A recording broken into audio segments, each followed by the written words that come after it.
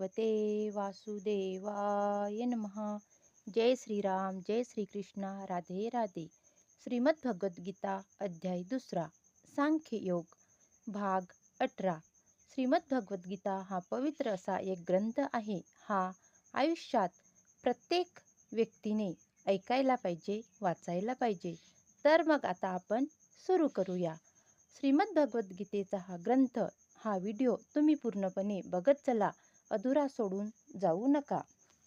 समुद्र पाण्याने भरत असूनही शांत असतो, त्याचप्रमाणे जो मनुष्य समुद्रात अव्याहतपणे प्रवेश करणाऱ्या नद्यारूपी कामेच्छांच्या प्रवाहाने विचलित होत नाही, तोच शांती प्राप्त करू शकतो.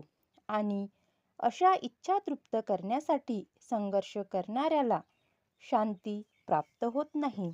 तात्पर्य: विशाल समुद्र जरी नेहमी पाण्याने भरलेला असला तरीही, विशेषतः पावसाळ्यात तो अधिकाधिक पाण्याने भरला जात असतो, तरीही तो तसाच शांत किंवा स्थिर राहतो. तो खवळूनही जात नाही किंवा आपल्या तटाची मर्यादाही ओलांडून जात नाही. हेच कृष्ण भावनेत स्थिर झालेल्या मनुष्याविषयीची सत्य आहे.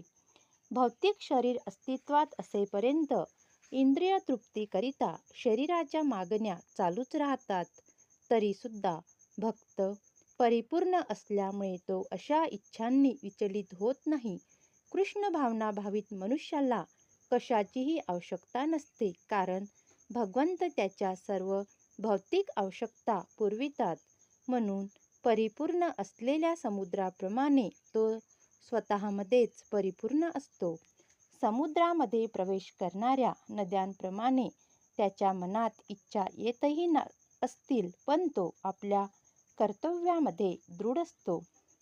इंद्रिय तृप्तीच्या इच्छांनी तो थोडासा सुद्धा विचलित होत नाही. हेच कृष्ण भावना भावित मनुष्याचे प्रमाण आहे. कारण त्याच्याकडे जरी इच्छा असल्या तरी त्याची भौतिक इंद्रिय तृप्ती करण्याची प्रवृत्ती पूर्णपणे नष्ट झालेली असते. तो भगवंताच्या दिव्य भक्तिपूर्ण सेवेमध्ये तृप्त असल्याकारणाने नेहमी समुद्राप्रमाणेच स्थिर तथा आनंदी राहू शकतो आणि म्हणून पूर्ण शांतीचा आनंद घेऊ शकतो. इतर लोक मात्र, ज्यांना भौतिक यशच काय तर मोक्षाची कामना असते, ते कधीच शांत प्राप्त करू शकत नाही. मुमुक्षु सकाम कर्म आणि सिद्धीची प्राप्ती करण्यात लागलेले योगीही अतृप्त इच्छांमुळे सुखी होऊ शकत नाहीत. परंतु कृष्ण भावना भावित पुरुष भगवंताच्या सेवेतच आनंदी असतो आणि त्याला तृप्त करावी अशी इतर कोणतीही इच्छा नसते. वास्तविकपणे तथाकथित भौतिक बंधनातून मुक्त होण्याचीही त्याला इच्छा नसते. कृष्ण भक्तांना भौतिक इच्छा नसतात, म्हणून ते पूर्णपणे शांत असतात.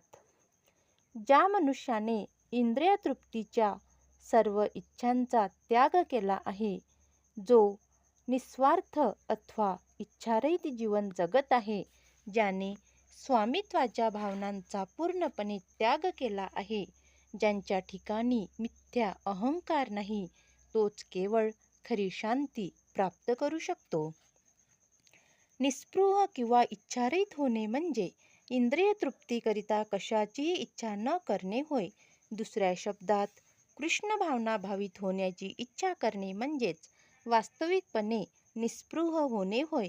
आपण स्वतः म्हणजे हे भौतिक शरीर आहोत असा खोटा अधिकार न सांगता आणि जगातील कोणत्याही गोष्टीवर स्वामित्वाचा अधिकार न सांगता आपण स्वरूपतः श्रीकृष्णाचे नित्य सेवक आहोत याची जाणीव होणे ही कृष्ण भावनेची परिपूर्ण स्थिती आहे. या परिपूर्ण स्थितीमध्ये स्थिर झालेला मनुष्य जाणतो की श्रीकृष्ण हेच सर्व गोष्टींचे स्वामी असल्याकारणाने सर्व गोष्टींचा उपयोग केवळ त्यांच्या संतुष्टीसाठीच केला पाहिजे. युद्ध न करण्यामध्ये अर्जुनाची इंद्रिय तृप्तीच होती, म्हणून त्याला युद्धच करावयाचे नव्हते. पण जेव्हा तो पूर्णपणे कृष्ण भावनाभावित झाला तेव्हा त्याने युद्ध केले, कारण त्याने युद्ध करावे ही श्रीकृष्णाची इच्छा होती. स्वतःसाठी त्याला युद्ध करावयाची मुळीच इच्छा नव्हती, पण श्रीकृष्णासाठी त्याच अर्जुनाने आपल्या संपूर्ण सामर्थ्यानिशी युद्ध केले. वास्तविक निस्पृहपणा म्हणजे इच्छा नष्ट करण्याचा कृत्रिम प्रयत्न नसून श्रीकृष्णांची संतुष्टी करणे हाच होय. जीव इच्छारहित किंवा भावनाशून्य असूच शकत नाही. त्याने आपल्या इच्छांमध्ये गुणात्मक परिवर्तन घडवून आणणे अत्यावश्यक आहे.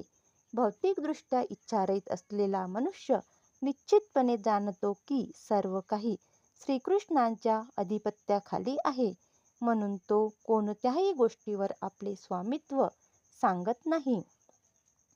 हे दिव्य ज्ञान आत्मसाक्षात्कार आधारित आहे आणि आत्मसाक्षात्कार म्हणजे आध्यात्मिकदृष्ट्या प्रत्येक जीव श्रीकृष्णांचा सनातन अंश आहे. तसेच स्वरूपतः तो कधीच श्रीकृष्णांच्या समान किंवा त्यांच्यापेक्षा श्रेष्ठ असू शकत नाही, हे पूर्णतः जाणणे होय. कृष्ण भावनेचे ज्ञान म्हणजे वास्तविक शांतीचे मूलभूत तत्व आहे. आध्यात्मिक आणि दिव्य जीवनाचा हाच मार्ग आहे आणि याची प्राप्ती झाल्यावर मनुष्य मोहित होत नाही. मृत्यूच्या शेवटच्या क्षणीही जर एखादा याप्रमाणे स्थित असेल तर तो भगवद्धामात प्रवेश करू शकतो. मनुष्याला कृष्ण भावनेची किंवा दैवी जीवनाची प्राप्ती त्वरित एका क्षणातही होऊ शकते किंवा त्याला लक्षावधी जन्मानंतरही कृष्ण भावनेची प्राप्ती होऊ शकणार नाही.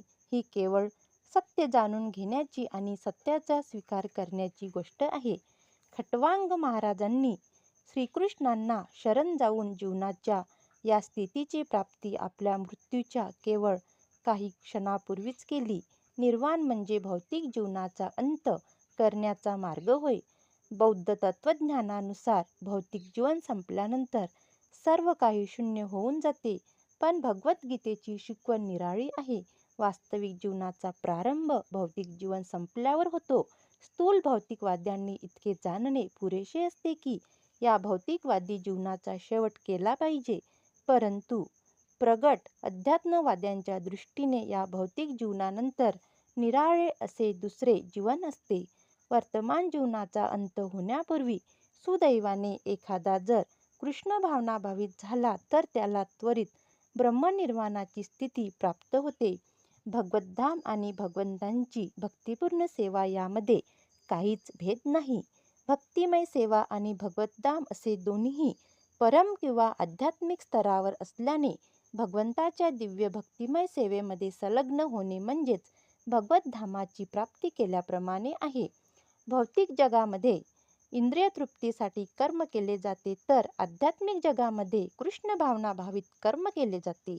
वर्तमान जीवनात सुद्धा कृष्ण भावनेची प्राप्ती म्हणजेच त्वरित ब्रह्मप्राप्ती होय आणि जो कृष्ण भावनेमध्ये स्थित आहे त्याने निश्चितपणे भगवद्धामात पूर्वीच प्रवेश केला आहे. ब्रह्मा जडतत्वाच्या अगदी विरुद्ध आहे, म्हणून ब्राह्मी स्थिती म्हणजे भौतिक कर्माच्या स्तरावर नसणे होय. भगवद्गीतेमध्ये भगवंताच्या भक्तिमय सेवेचा मोक्षावस्था म्हणून स्वीकार करण्यात आला आहे. म्हणून ब्राह्मी स्थिती म्हणजे भौतिक बंधनातून मुक्तता होय. शील भक्ती विनोद ठाकूर यांनी हा भगवद्गीतेचा दुसरा अध्याय म्हणजे संपूर्ण ग्रंथाचा सारांश आहे असे म्हटले आहे. कर्मयोग, ज्ञानयोग आणि भक्तियोग हे भगवद्गीतेमधील विषय आहेत. दुसऱ्या अध्यायात कर्मयोग आणि ज्ञानयोग यांची स्पष्टपणे चर्चा करण्यात आली आहे आणि ग्रंथाच्या निरूपणातील भक्तियोगाचे दर्शनही घडविले आहे. अशा रीतीने भगवद्गीतेच्या सांख्ययोग नामक दुसऱ्या अध्यायातील भक्तिवेदांत भाष्य संपन्न. भगवद्गीतेमधील सांख्ययोग हा अध्याय इथेच संपलेला आहे. आता दुसऱ्या व्हिडिओमध्ये समोरच्या व्हिडिओमध्ये अध्याय 3 कर्मयोग हा ग्रंथ सुरू होईल. ओम नमो भगवते वासुदेवाय नमः. जय श्रीराम, जय श्रीकृष्ण. राधे राधे.